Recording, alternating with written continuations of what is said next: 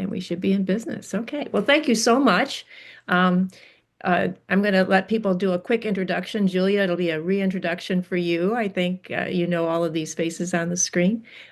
Kathy, you'll meet all of our new faces for you, but very important faces since as our licensure officer, you're the one that's going to be endorsing them and enabling them to get on with their new endorsement on their Pell. So you all need to know that both of these women are very important in your future life as you're moving forward.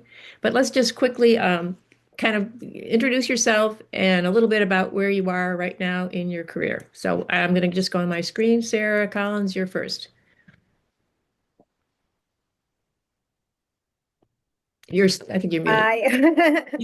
I I am Sarah Collins, and I am an interventionist in Wateridge District 68, grades kindergarten through sixth grade.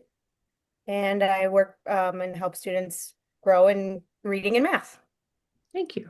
Ellen, how about you? Hey, I'm Ellen. I'm a tech coach at Grasslake School in Antioch. And I help teachers utilize tech in their classrooms. And sometimes professors. Those professors. Darlene, how about you next? I'm Darlene. I am a high school English teacher at Thornton Township High School in Harvey, Illinois. And I am finishing up my 18th year in teaching. Yeah. Okay. Deb, how about you? Hey, so I am a choir director, music teacher, theater director at Westlake Middle School in Lombard. And I think that's it. That's a lot. Okay. Sarah Kay, how about you? I'm Sarah Kalinowski, and I'm the Related Services Coordinator for Skokie District 69. I started off as a school psychologist and had a couple of coordinator roles, with the Related Service being my most recent. And I think I've been in my district for, I think, 14 years. I'm not sure. Give or take. Okay. Give or take. Meredith, how about you? I'm Meredith Barrett, and I am a social emotional learning educator in Bentonville School District 2. I am in my 17th year of teaching. Okay. Gabby? I'm Gabby Pardines. I am a reading specialist slash instructional coach. I work mostly with teachers and very closely with the teaching and learning department and other instructional coaches in the district, in all aspects of district and curriculum, um, PBIS, MTSS, all those types of areas. Okay. Beth, how about you? I'm Beth Butlier, and I am a special education teacher in Libertyville. What level? I work K-5, but mostly fourth and fifth grade this year. Mary? Hi, Catherine. Nice to meet you. Dr. Wheaton, good to see you again. I'm Mary Eisenbrown. I teach second grade in Orland School District 135. Should I share the news? And All right. So yeah. I already went through the interview process and received the great news on Monday, that I officially was able to accept a position in my building as an assistant principal, and I signed the contract this afternoon. Wow. It's going to be approved, should be approved by the school board on Monday. So things moved very quickly, but I'm glad to see that I'm on the other side now of all the interviewing, and I'm very happy where I've landed. I get to stay in my building and be one of two assistant principals. So very, very happy. Wonderful. Congratulations. Thank Yeah, you. purposely left Mary for last so she could. Okay. Ladies, I've got the PowerPoint up. Do you want me to put it up and then you can tell me when to move it? Or do you want to do it? You can do it either way. I've got it. Either one of you can do it as well. I have it up too morning, but if you've got it ready, go ahead and share. That'd be great. Well, you know what? You do it because you'll know your pacing because I'm always having to wait for when you guys want to pause. So, Oh, sure, sure.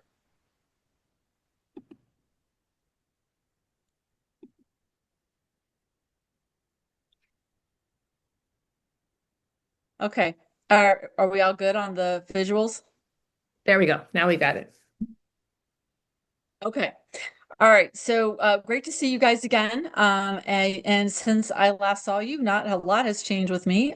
So, I'm retired this year working as an interim at the School Association of Special Education in DuPage County. 2 days a week post-retirement. So finishing up my interim this year and helping them transition to someone more permanent. So super exciting to see you guys again. And Mary, congratulations. That's great news. That's fantastic news. Kathy and I are here to talk to you guys about the next steps, the steps that Mary just completed, and make sure you guys have everything that you need to know moving forward. Kathy, you want to introduce yourself, or have they already met you? Nope, They have not. Okay. Yep. So, Kathy Brennan, I prefer Kathy. Catherine's when I'm in trouble. I had 33 years in a school district in DuPage County. Started as a teacher, reading specialist, building administrator, and then spent 9 years as an assistant superintendent for HR. And it was a pre-K through 8 district, and failed at retirement.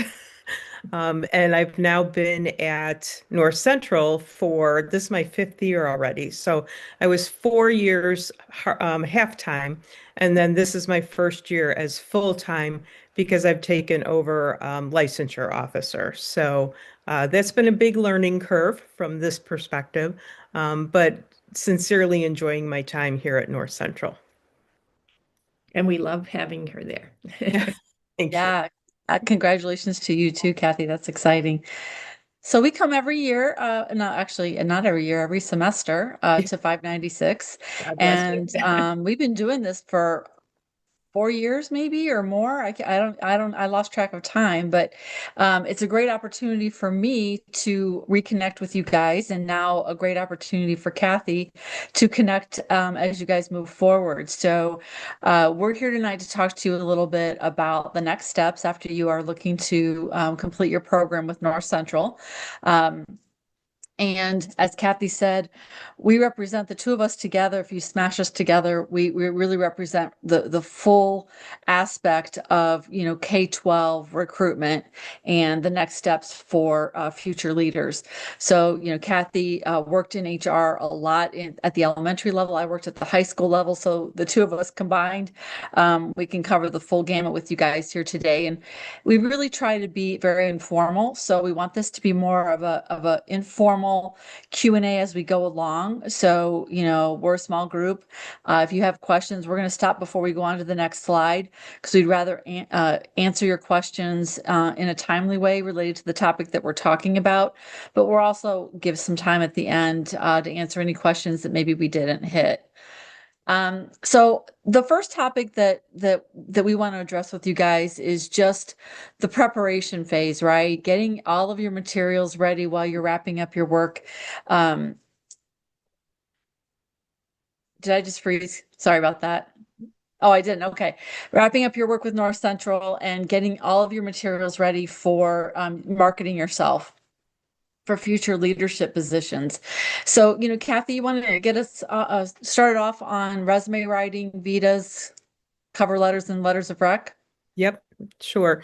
So truly for this aspect, you want to focus on leadership aspects. You need to leave teaching behind and truly focus on leadership and what opportunities have you had through your coursework, through your internship, maybe opportunities you've created for yourself to highlight those leadership opportunities or opportunities to work with other people in collaborative aspects. So that's truly what you want to identify, especially on your resume. And I know in my district, it was the superintendent who followed up on references. And so that's what he was looking for, were those opportunities that he could talk to somebody about what exactly did the candidate do and were they truly involved. And same for letters of recommendation. Who can you ask for a letter of recommendation that knows your work as a leader, as part of the internship? Because that's truly what the schools and the districts are looking for.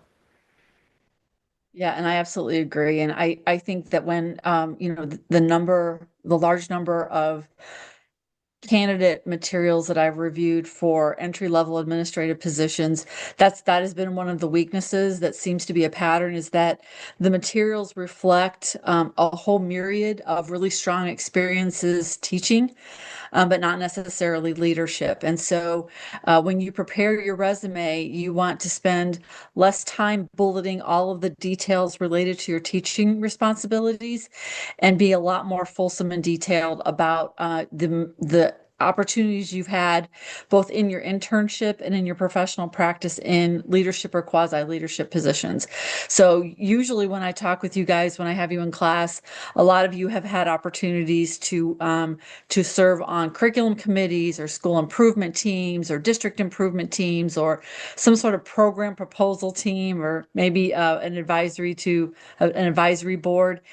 Those are the kinds of things that you want to build and focus on and emphasize in your cover letter and your resume, and go through. I would really urge you to go through your internship program, your internship plans, and what you've been doing, all of your intern experiences, and find a project that you can talk about, maybe in your cover letter, or certainly in your interview, that represents something that you feel is really comprehensive and allowed you to prepare to take the next step into a leadership position. Um, and of course, after today, obviously, Mary, whatever pathway you followed certainly got you to your intended outcome. So Mary would be a great resource for you guys as well to touch base with and network with as you guys go through your own pathways in seeking leadership positions.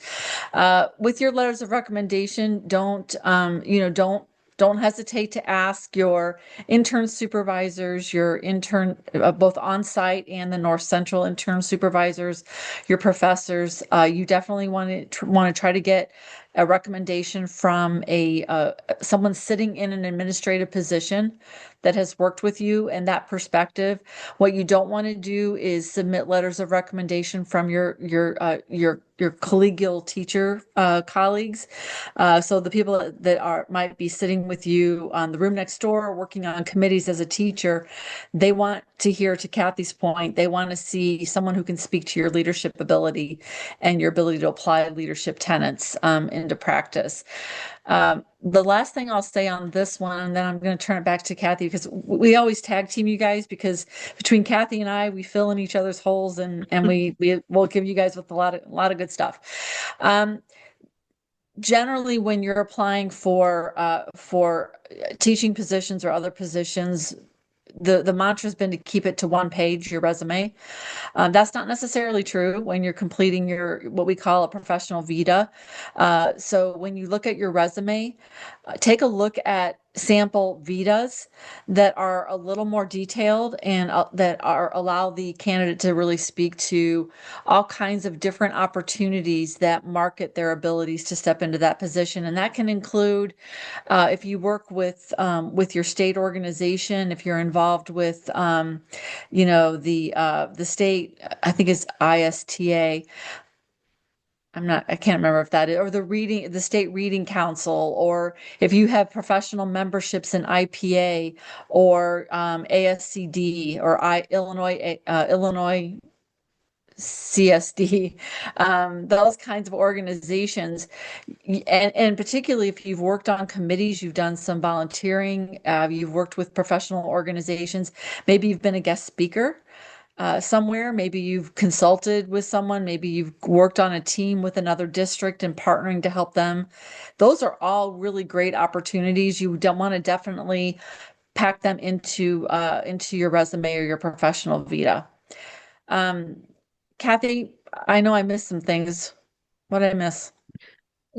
Well, the one thing that I always did in specifically to the cover letters, whether it was for a teacher candidate or an administrator candidate, I specifically looked in the letter to see at what point did they mention an excitement of working with students. And not everybody mentions students in the cover letter. And so if they didn't mention students at all, that letter actually, that candidate went in my maybe pile automatically because we're here for the students. So I would just urge you to make sure that you include the students at some point in your letter and the staff members. As an administrator, you're going to be meeting new people. Well, Mary, no, but everybody else potentially meeting new people, new students, and I would just hope you'd express your excitement for this new chapter and having an impact on these people that you don't know yet, and express that in your letter. I think districts will be looking for that. Thanks for mentioning the cover letter because that is really important. Don't use your cover letter to summarize your resume because we can already see what you've done in your resume. The cover letter should be an extension or something new that you're talking about. I would suggest trying to make that connection in your cover letter to something in the district that makes you marketable for that particular district, maybe a school or a district improvement goal, an initiative, something that they're working on that you have an interest or expertise in. And then also in the cover letter, right, you can talk a little bit more about some of the soft skills with leadership, about the North Central cultures of character, right? The database decision making aspect and, civic responsibility and social justice. So you can bring those into your cover letter that you really can't bring into a resume. That probably not really appropriate unless you've done some professional development in those areas, or you have a certification in one of those areas. So thanks for mentioning that because your cover letter is super important. Remember, you guys, that all of the materials that you submit, that is the key to get you in the door. Once you get in the door, we don't really we're not re-looking at that stuff because now you've interested us enough that we want to see you in person. And moving forward, it's going to be those interactions that are going to determine how far you get in the interview process and whether you end up being the recommended candidate. So this is just your key to open the door. But after you open the door, as you guys all will, what kinds of things come next in terms of preparing to get that call. So, Kathy, suggestions that you have in terms of material submissions, screening interviews, some of those other things that are beyond your resume and your cover letter. Yeah. So, with applications are long, they've got a lot of questions. Just do them very carefully. Make sure spelling, grammar, everything is top notch with that because you wouldn't want them to identify grammar errors in what you've written on the application. You want to make sure that you can upload everything at the same time. So your application, your letters of recommendation, whatever else that they are asking for initially, it would benefit you to upload everything or as much as you can at the same time, just so your application packet is as complete as possible. Um, if you've not already, you're graduating in May or April, is that accurate, Maureen? Okay. May. So if you have not already started to think about who you're going to ask for letters of recommendation, please start doing that now. Don't wait until the very end and give them too short of time to write you a really good letter. You don't want something brief and generic that could apply to anybody. If you give them enough time, hopefully the people you're requesting a letter from, it will be very thoughtfully done and specific to your specific skills and what you can offer. Um, Just jump and in then, there too and add this group is graduating in May, but this course ends the end of February. And before they finish, actually probably within the next 10 days, 2 weeks, they have to turn in their portfolio, which includes those letters of recommendation. So they need okay, to be working on them right now, and making great. sure that they have them because you have to have at least two in your portfolio. And the other thing that I would just add is make sure that your letter of recommendation is dated. It's really important because we want something that is fairly recent, fairly current. And I know Mhm. sometimes people just pop in a letter of recommendation, and if you send that out there without a date on it, people could say, well, we have no idea how long this has been sitting in your file. Yeah. I was reading applications and letters for Teacher of the Year for ISBE, and I was surprised at how many of the letters of recommendation were for something else, a completely different job or a completely different purpose, yet they were submitted for this award. It was very puzzling as to how that happened or why that happened. So yeah, really want to make sure that you are focused on this new position and that's what your references have focused on as well. Yeah, in terms of screening interviews, some districts do them, some districts don't. Some districts do screening interviews in person, some do phone interviews, and some do virtual interviews. A few districts, a previous district that I worked with did one-way interviews where the candidates recorded themselves responding to interview questions and then submitted the recording. So there's different formats that you're going to submit application materials on. Most are going to be electronic in some way, along with uploads and so forth. But you want to familiarize yourself with the portal or the format that you're working with. Make sure that when you submit your application, your uploads and your materials, that there's usually a last button that says like final submission. Make sure most portals, when you submit something, you'll get a confirmation because you'll put your email in. Make sure that all of your stuff is actually submitted and you have a confirmation, because invariably I would get out of each candidate pool, someone would reach out to me and say, did you get my materials? And I would look in, I'm like, well, I see that you've completed all of them, but you didn't hit the submit button. So make sure that you've done all of that and you've followed all the steps. And then again, if you do get called for a screening interview, don't be upset if it's 15 or 20 minutes, because generally screening interviews are very short. It's nothing personal, and it's not meant to diminish the opportunity to meet you. But screening interviews might be with 15, 20 or more people.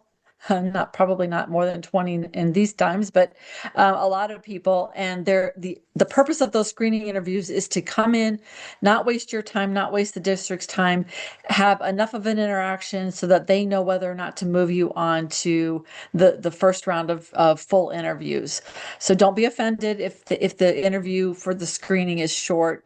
That's a really common practice if they do screening interviews. Anything else on this one, Kathy?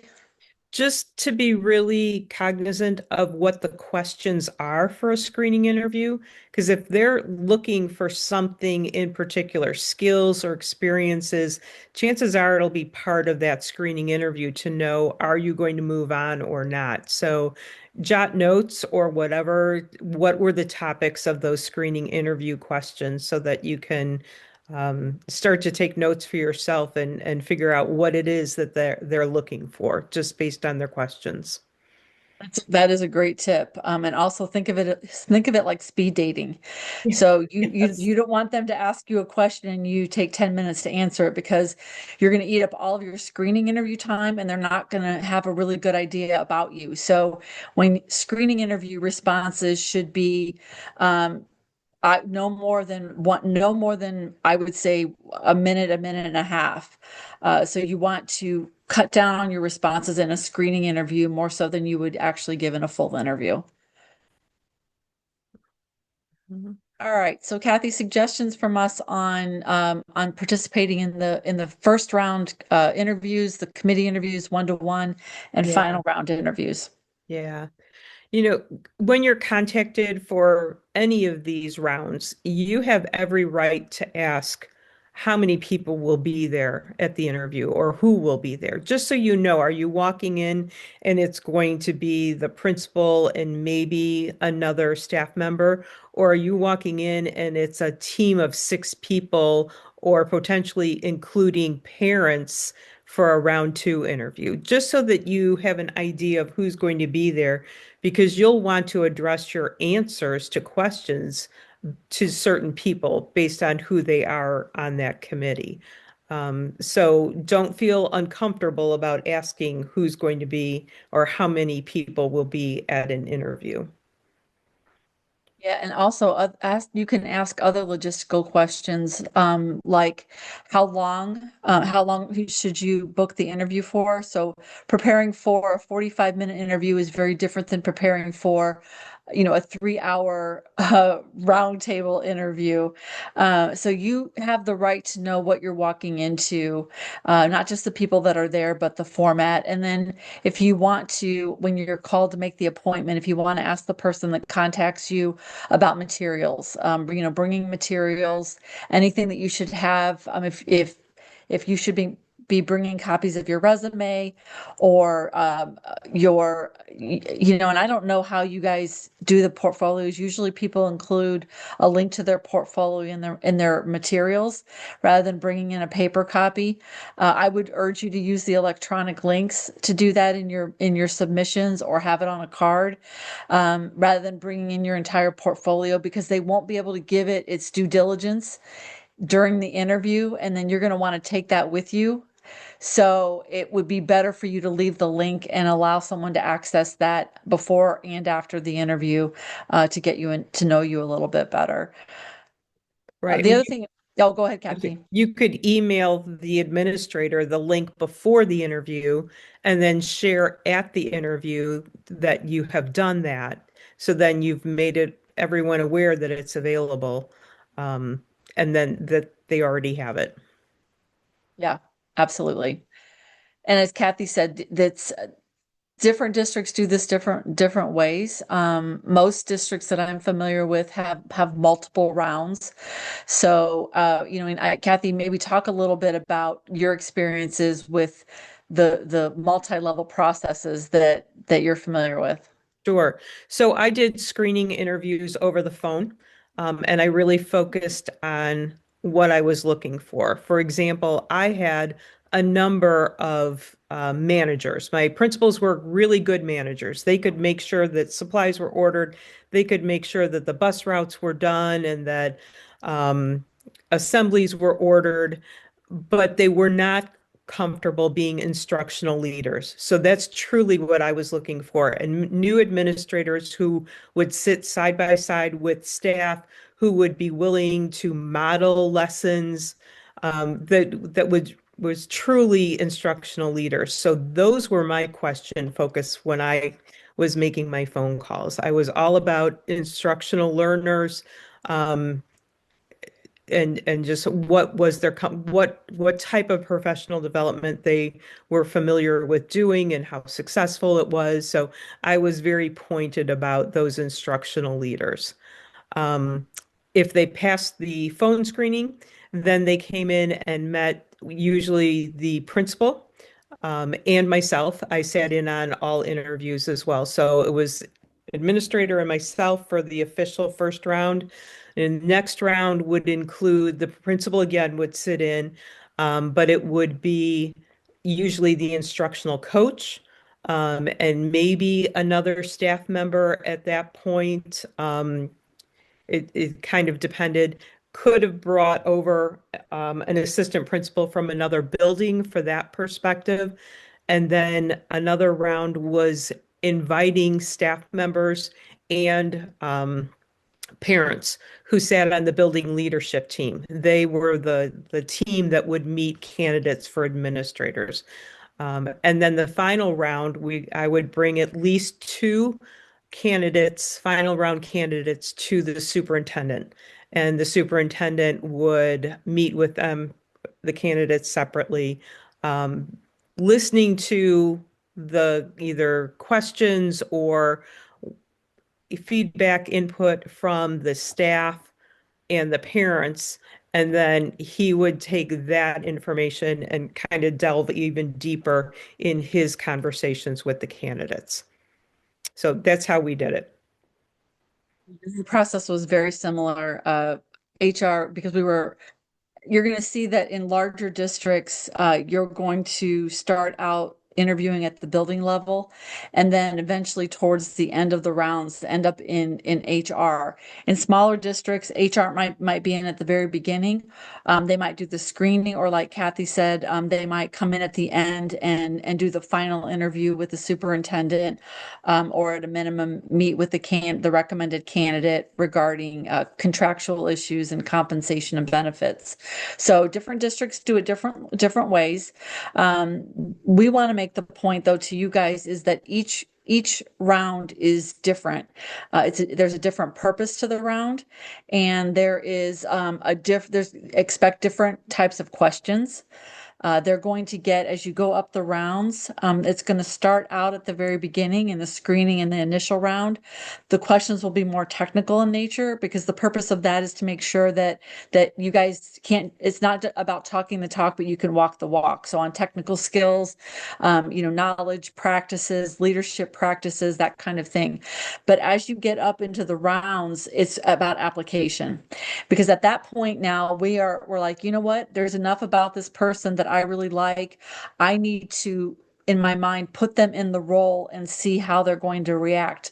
So you're going to get a lot more scenario questions. What would you do in a situation like this? How would you handle this? Those kinds of questions, way more than you won't get application questions necessarily at the screening level, just because of the nature of time usually. So you want to be able to pivot as the rounds increase and they change, and that you're going to be meeting with different people, and what those people are looking for might be through a different lens, and that's what you need to bring. That's what you need to bring into the table. So, and it's kind of a hard habit to break, but a lot of first time administrator interviewees, because it's their comfort zone, they tend to want to go back and put their teacher hat on. And it's not that the teacher hat is a bad thing. It's absolutely wonderful. It got you to that point. But you really need to answer every question with your leadership hat on. And that's super important, because if you don't, then the interviewers are wondering whether or not you're going to be able to make that transition and step out of the classroom into a leadership role. The kinds of questions, Kathy, do you have maybe some really good questions that you've asked candidates that they can expect? I probably did. Can I think of any of them right now? No. Mary, how about you? Do you remember any questions that you were asked? Absolutely. Well, they definitely gave me scenarios. They wanted to know how I would handle perhaps knowing that there are two staff members that have a conflict with one another, and how I would handle that situation. What would I do in order to get to a common ground and to handle that conflict between the two teachers? I know I was asked in one of the rounds, it was like the second round, there was a lot that was based on the evaluation process. So the scenario was given to me about a teacher and how long that teacher had been there, and some of the background of some of the informals and formal documentation that they have. Then I was asked, how would I handle conversations? What would I do? What approaches would I have in order to help and support this teacher? And it kind of went from there. I mean, there was a whole bunch that was around evaluation and handling first year teachers versus veteran teachers. But definitely I love what you guys said about answering questions with that leadership cap and not through a teacher lens. That was huge for me. And I didn't expect the amount of questions that I had received. I know I was told to prepare a presentation. And I didn't realize that it was only 10 minutes to present because I had a whole slideshow, and then the rest were just questions upon questions. But yes, they want to know like examples of, share a time when you had to deal with a parent that maybe was very disagreeable with you. What was the situation? How did you handle that? And then how would you also handle a parent that feels that as an administrator, you didn't communicate something effectively? Can you think of a time where something that you did plan or implement went completely failed? What did you learn from it? How did you handle it going forward? I mean, I just remember feeling like, wow, I got some really intense questions, but the biggest thing was staying calm and using what we've learned through our classes And again, through our experiences with these leadership opportunities, how would you handle it? And just be as truthful and honest and authentic as you possibly can. But definitely that leadership lens. I hope that helps because I wish I could remember specific. I wish I had written some down when I got home. No, it is. Sometimes, interviewing is hard, right? And so you go through it, and at some point you go on autopilot, and it's like having a baby. You're like, did I just do that? And I don't remember anything about that. So, probably the question that I think was the hardest for two questions that were the hardest for people to answer. Invariably, they were always because they weren't really prepared for it. But the question in and of itself shouldn't have been that hard. Was one, where do you see yourself in 5 years? Right. That is the worst answer I ever got was someone told me, I want your job. So that's not a good answer. But really think about that, right? On the leadership trajectory, they want to know, do you see yourself in this position for the rest of your career? What is your next professional goal? Where could we see you evolve? What might you be interested in? Because they're not hiring you only districts don't hire someone for a leadership position to stay in that position. They're particularly entry level positions. They want to hire people at the entry level that are then going to evolve into other positions. And districts want to promote from within. They want to grow your own, and so they want to see you that you are the top candidate for that position, and that you are a viable candidate for the next level, and the next level after that.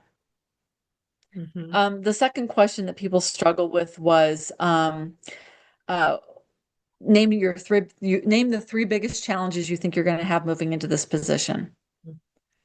Right. And people try to give you the answer is like, well, I think I'm such a hard worker. I have to make sure I don't work too. Okay, but really think about that, right? But not just give the challenge. The challenge is the point of the question, but it's not the real point. The real point is, have you thought about what's going to be challenging for you? And more importantly, what strategies and what reflection process have you gone through to actually shore that up for yourself? What resources, what avenues, what additional experiences are you seeking to shore that up? It is not a bad answer to say, particularly when you're moving from a classroom to a leadership position, to talk about how moving into a position that involves stakeholder communications, right?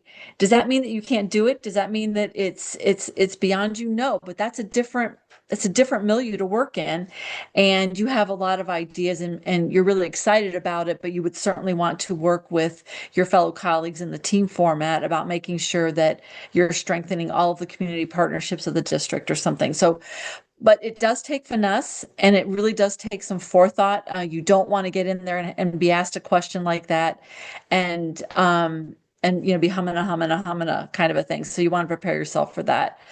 But scenarios are scenarios, you guys. And like Mary said, you will get scenario questions.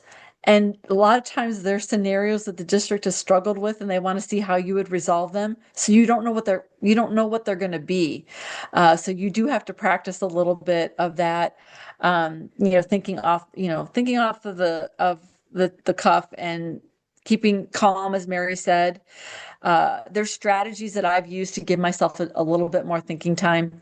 I always bring a piece of paper or a notebook paper, and I write the question down as they're asking me the question, which then gives me a little bit more time as I'm writing to think.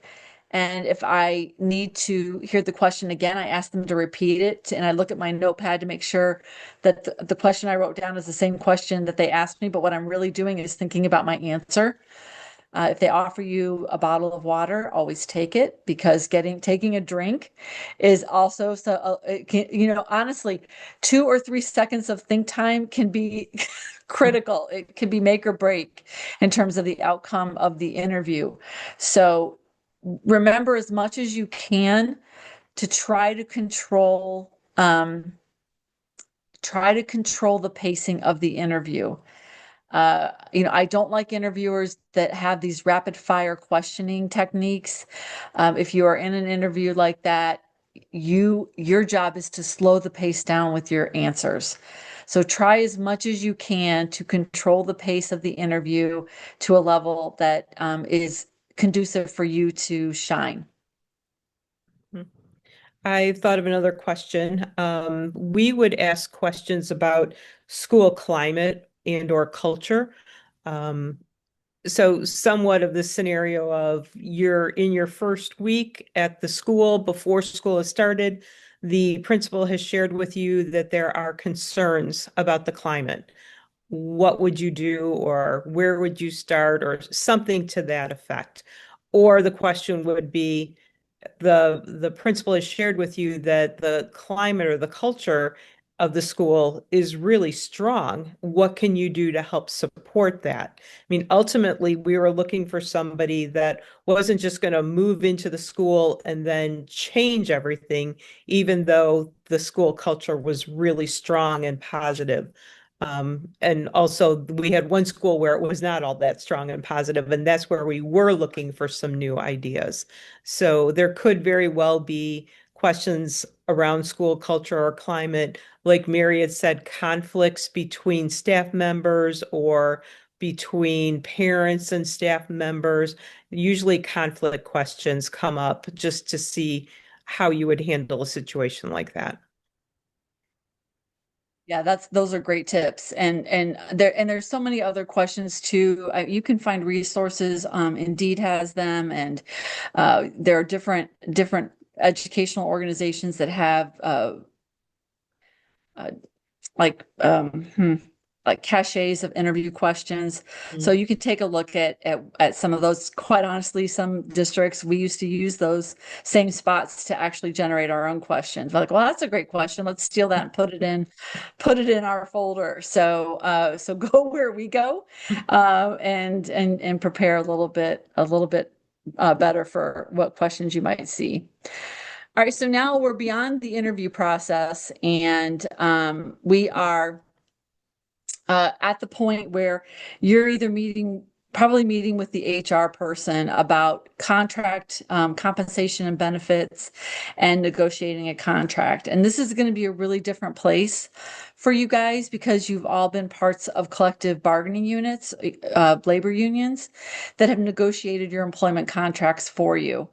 So this is going to be a little bit of a different scenario, and it will pull you guys out of your comfort zone. And my personal strategy, and Kathy and I have talked about this, I would recognize that, anticipate it for someone coming out of the classroom into a leadership role. So I would spend a lot of time educating the recommended candidate on elements of the contract because I knew it was a new process for them.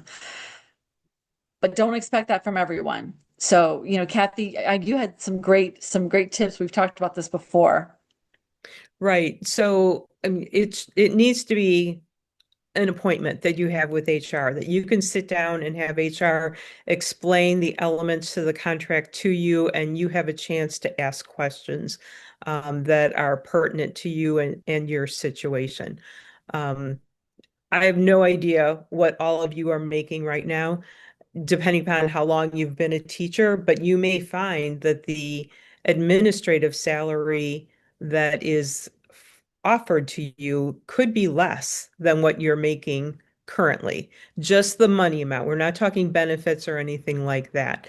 So you need to make sure that you hear the full package and not just the money amount. And you're probably not going to be able to negotiate the money amount, the salary part very much, because I could not bring in a brand new administrator without any experience and pay them more than what an administrator that had been with me for a year or three already was making. So it's very controlled in that regard. And the school board gave me a small band of money that for the salary, depending upon if the person that who we were recommending had some experience or if they had no experience at all, or if they had pertinent skills that I was looking for, like fluency in a second language, or they had, for my early childhood center, I found somebody that had an early childhood endorsement and experienced teaching with that we'd never had before. So in those instances, I was able to raise the salary a little bit, but we're not talking thousands of dollars. The band from the school board is much smaller than that. Yeah, absolutely. And it's you want to ask questions. It is so important that you understand all of the pieces here. And what I have told people when they've come in, and for some reason, Kathy, I don't know if this was your experience, but I found there is a gender difference when people come in for these discussions coming for as a first year administrator. And so I would say that male candidates were much more comfortable in their skin with advocating for themselves, asking questions, asking for clarifying information, bringing up topics. Is this negotiable? And whereas, and this is a generalization, and I don't mean it to be, because I'm trying to empower you guys. When I would have a female candidate come in and they would not ask questions, I would take a little bit of time and really teach them some advocacy skills. And I would say, I love that you are letting me get away with this, but here's what you need to ask me. You need to ask me about whatever the topic is. You want more information from me about this, and I've given you a lot of information, but do you know the difference between, compounding salary and stipends? And because I thought that was super important, and not everyone's going to do that, you guys. And so I want to make sure that you really think about the fine line between advocating for yourself, but also knowing where that line is. Because Kathy said, I've had great discussions with people about, how about let's talk about your sick leave? Can we do something with additional sick days or vacation days or TRS contributions or benefits or something like that? But with salary, like Kathy said, salary, particularly in the present time, there's not a lot of opportunities for negotiation on salary for entry level administrative positions. Kathy, is that fair? Yes. Mm-hmm. Would you Whereas yeah, would, go ahead. would you ladies talk a little bit more about that TRS contribution? Because I think that's something that teachers don't normally understand. Mm-hmm. Yep. Yeah, Kathy, you want to hit that? Sure. So currently you're aware that almost 10% of your salary is going to your retirement. Um, and it works because I'm collecting my retirement. So that's a good thing. Um, so becoming an administrator, though, most districts, I don't know, Julia, if it's all, but I would say certainly most districts pay that almost 10% for you. So you're no longer paying that. So that's like getting a 10% higher salary. Just because you're no longer responsible for paying that, the district makes that entire contribution for you. So that's a definite great benefit that you can look forward to as an administrator. Yeah, and that goes back to what Kathy said, that, make sure that when you're looking at your salary and comparing it to what you're making right now in the union contract, that you're comparing apples to apples. Because there are other benefits that you have to think about that are not, that we call them non-compensation benefits, that also come in when you are a teacher. You're looking at your salary, but we talk about compensation packages for executive level or administrators, and the compensation package includes things like the 9% TRS contribution. For example, in my present district, they teachers have to pay a contribution for their insurance benefits, but administrators don't pay anything. In my last district, the administrators paid a little bit less than the teachers did. So all of that is money in your pocket. The money that you're not paying for insurance, for TRS, all of those things are also money in your pocket. And then also looking at your paid time off, because particularly for 12-month positions, you're going to have paid vacation, along with, the typical paid personal days and so forth. But those paid vacation days, those are work days. They're considered work days as part of your contract, but they're literally paying you for your vacation time, plus all the holidays and so forth. So I would spend a lot of time when people would say, I can't take the job for that amount of money. I would actually take the time. I'm like, I want you to come in. I want you to sit down. Let's look at what you're currently making in your union contract compared to what the compensation package is that I'm offering. And generally it was more once I did all the calculations. The time that it wasn't was when what Kathy referred to when she first started talking, and that is a teacher that is well into the salary schedule, step 13, 14, 15 in the teacher's salary schedule, coming into an entry level administrative position. There was sometimes a loss of compensation in those cases. But here's what I would tell them.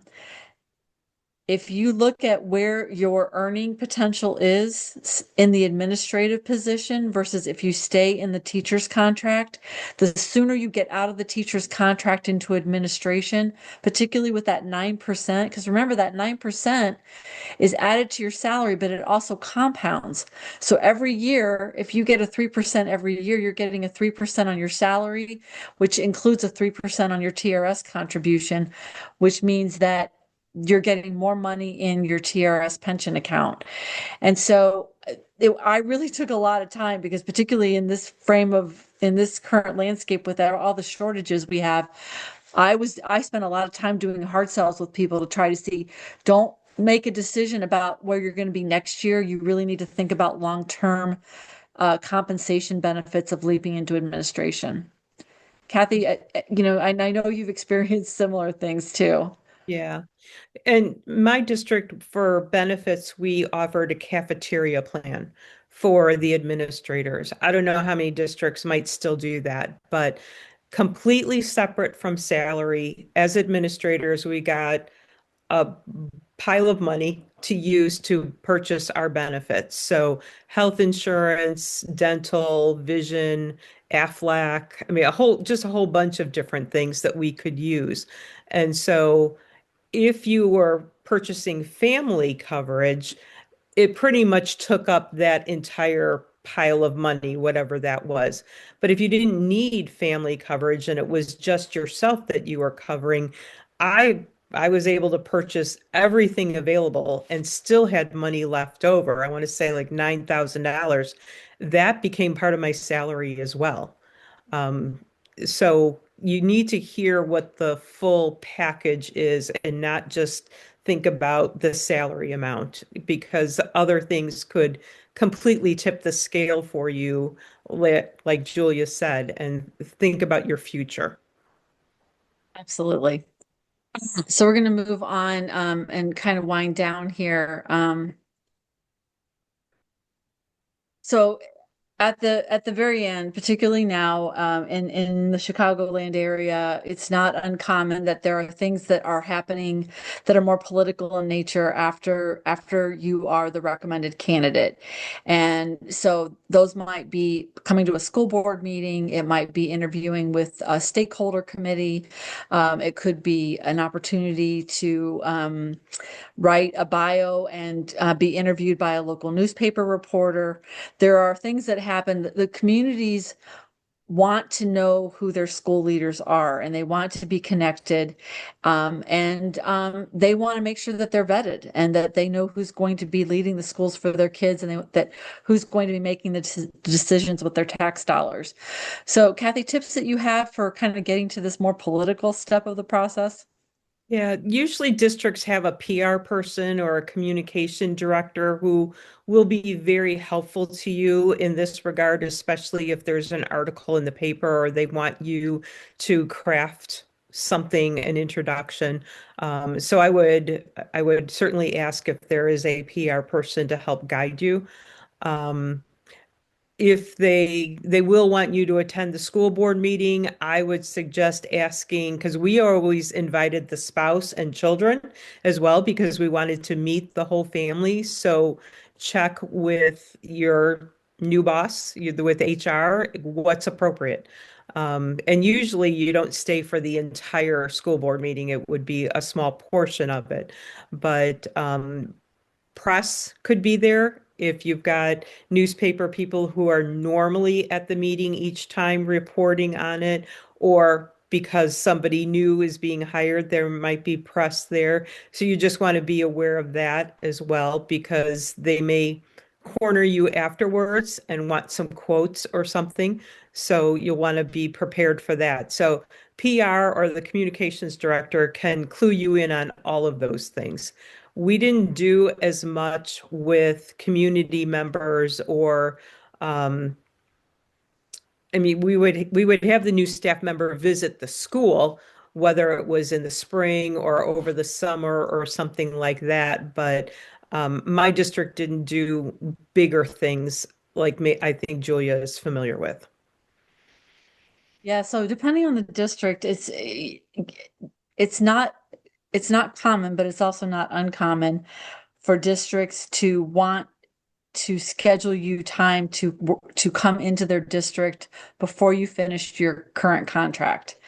So, and of course, we all recognize that you're under contract and you have teaching responsibilities, but it would not be out of the ordinary for them to say when school is over on May 28th, we'd love to have you come in for 4 days in the month of June during our summer leadership retreats so that you can help work with us on planning for the opening of school next year.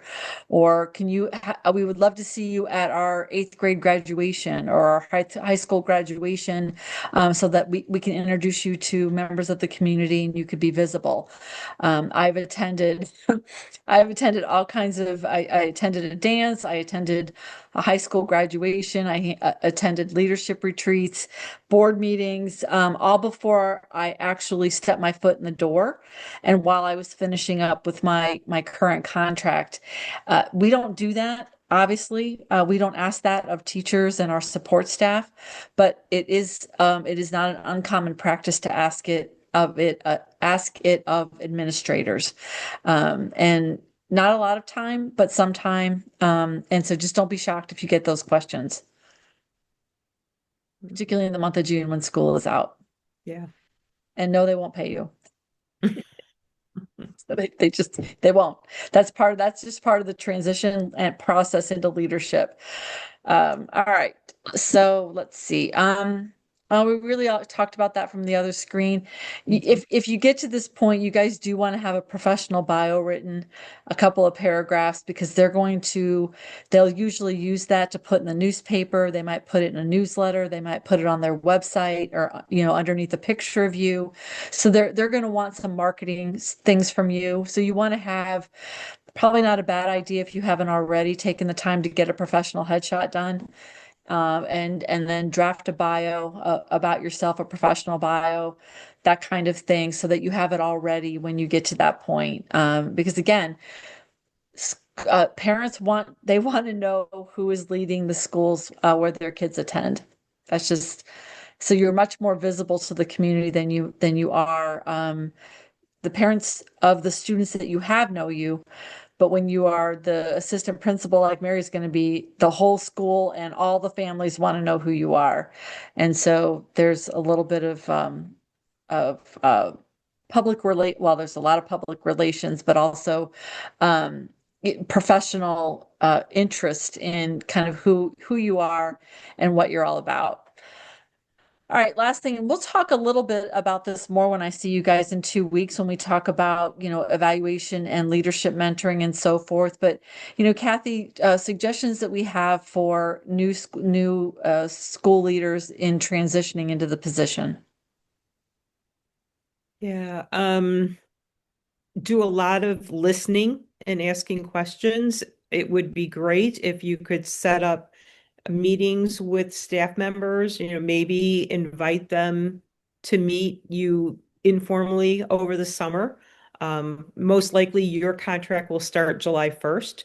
So if you could set aside some time just to meet with a staff member, find out a little bit about them, how long they've taught there, what hopes they might have. That way you get to know them. They'll have a chance to get to know you as well. Um,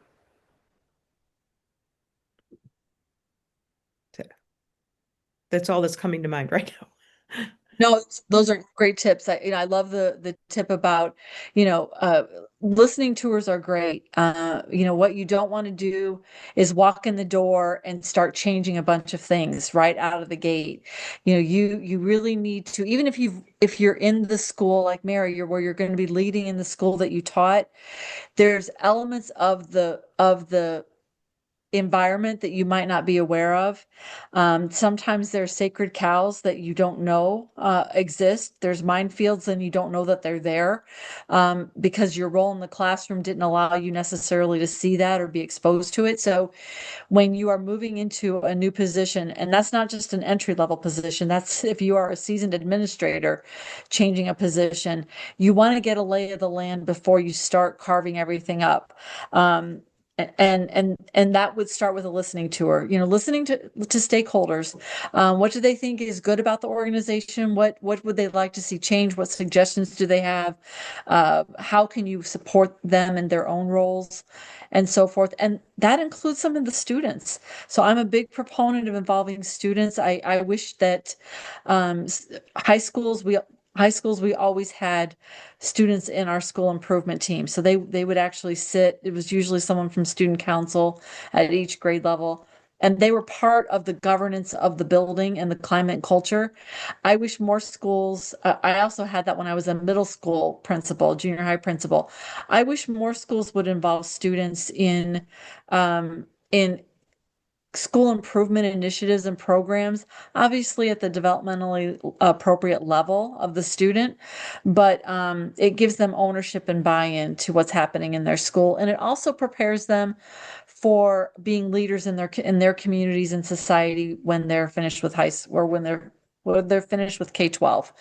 We're going to talk more about this topic when I see you guys in 2 weeks, because we're going to talk about the evaluation process for school leaders, mentoring opportunities, and what you can expect your first year out. So with that being said, I do want to, Kathy and I didn't share this, but we are entering into the recruitment season for all positions for next year. So right now is a really great time. If you haven't already gotten your materials together, you definitely want to get them together. And be ready to go. Right now, there are websites. If you have not taken a look at them, you definitely want to. So where do you find these job postings? Definitely on the school district websites. If you know of the school district that you're interested in working, then go to their website, of course. But other places are your regional offices of education. So DuPage County has a job board that is very fulsome, includes teacher and administrator jobs. So DuPage ROE, South Cook ISC, I don't know what the one in the north is. Anyhow, do you all know where your regional office is? Anyone not know?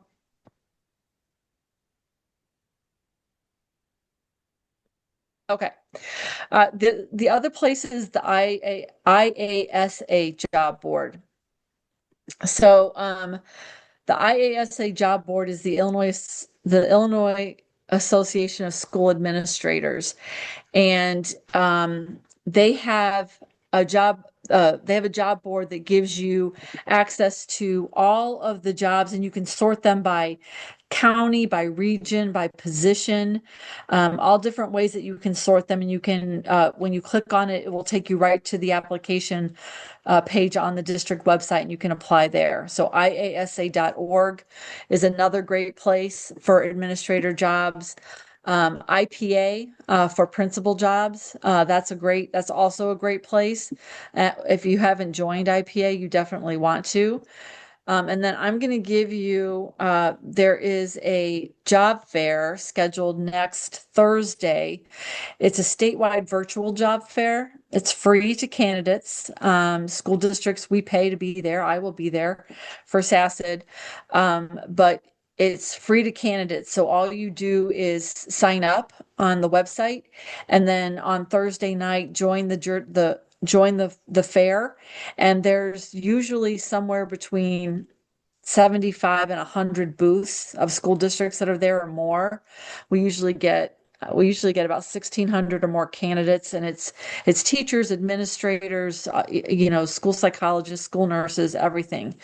But you can get on there and get your credentials ready and market yourself at that free job fair as well. Kathy, do you know of any other sites that are good sites for administrator jobs? I've been on all of them recently because I've been sharing this information with those student teaching, and truly the different ROEs have a number of positions posted. So that would be a great place to look. Okay. All right. So that gives you a ton of information. Anything, Maureen, anything we missed, or you guys, anything that you were wondering about that we didn't hit on?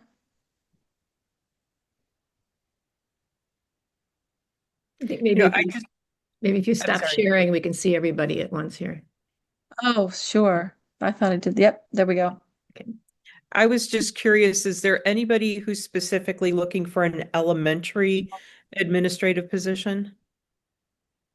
A couple of you maybe. Okay, so when you are looking and applying, I want you to truly look at the job description, because some districts will use and treat assistant principals as a pipeline to becoming a principal and involve them in everything, in hiring, in evaluation, in professional development, in school improvement planning, just so that you have the entire experience. Other districts don't, and they use the assistant principal for discipline, for bus duty, and possibly special education. And they're pretty much reserved just for those things. So you really want to take a look at the job description to see if it clues you into how our assistant principals prepared for their futures. And if it's not clear and you have an interview, I would ask that question pretty early on, first round even, to see what is their expectation of an assistant principal's contributions to the school community, just so that if you're not content with doing discipline and bus duty, that maybe you don't want to continue interviewing with that district. Great point. Great point. Yeah, absolutely. So I can see you guys are ready for your break. And apparently my dog is also ready for his break. So sorry about that. Just Kathy, before you go, maybe would you just give them a elevator speech about licensure that you're going to be taking care of as soon as they're finished with classes? Yes. So Kathy, I'm going to turn it over to you, and so that I don't take care of the dog. this. Okay. All right. Thanks, guys. We'll see you in 2 weeks. Thank you, Bye-bye. Julia. Bye. So if during the interview process, if you are asked when will you have your endorsement, you can say by June. So the process is, everybody will graduate and walk for the ceremony, and then the registrar goes through and they confirm that everybody has taken the courses that they need to qualify for the degree. And then they let me know that, and that takes a few weeks after graduation because they're checking everybody who graduated, not just graduate students. So they email me and they let me know everybody who has completed the degree. And then I add to that the fact that you have passed both tests that you're required to pass. So if both of those conditions are met, then I am able to entitle your endorsement for the leadership endorsement. And that I typically hear from the registrar that last week of May. And then I am able to proceed. If your name is not on that list for some reason, maybe you didn't quite finish everything, or you registered for a different graduation date instead of the May 2026 one, that would be between you and the registrar to work that out. If you didn't pass both tests for the state, you need to pass those before I can do anything. So, but everybody who has completed the criteria, I would be entitling you most likely that last week of May, and then I will send you an email indicating that your licensure endorsement is ready, with the steps that you need to follow to apply for that endorsement and make it official. So most likely you would be able to say that you have your endorsement by June 1 is what I am predicting. At least that's what it was last year. That's great. Thank you, Kathy. And so it'll be really important, even though we finish classes at the end of February, to keep checking that North Central email, because that's how Kathy will reach out to you. Yeah. Yeah. But again, last week of May. Okay. Yeah. Thanks so much, Kathy. Appreciate You're it. welcome. Always so good Nice to to have meet everybody. I'm looking forward to entitle your endorsements.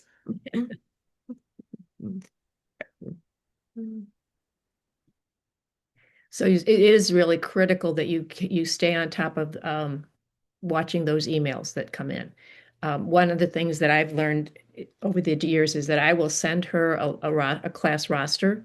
I have a note in my calendar, and probably right around graduation time, I will send her a class roster and say, these are the ones that should be coming up. Make sure, and then she knows if there's discrepancy, if there's any kind of an issue with the registrar's office where something is not quite clicked. And then she really kicks right into gear and gets going on those things. It sometimes takes a little bit longer when you're graduating in May because everybody's graduating in May. It's August and December grads, it can happen, even a little bit more quickly because there's not as many people finishing their programs at that point in the year. Any questions that I can answer about what we've talked about so far this evening? I have a question. Did anybody pick up where that free job fair was? IASPA. I think she put it in the chat. Take a look there for a second. I did. I have that. I just didn't know if that was where that free job Yeah. fair was. Yeah, I'm pretty sure. Yeah, I'm looking at it right now. Perfect. Thank you. Yeah, I think and it's a really good one too. Yeah. Yeah. And I noticed that it starts at 4 o'clock, so you can be there for a good hour before class starts next Thursday. I caught that. But you notice there were several dates on there too. There were February and March dates as well. Okay, so that's a lot of information. And we're a little bit, reversing our schedule a little bit here. So what I'm going to do is I'm going to open the breakout rooms. I'm going to have you join your breakout room, turn off your camera, and take a break. And at 6:30, open your camera, you'll be in your breakout room, and you can go right into our asynchronous discussion. Fair enough? Okay. All right. Check in and take a break.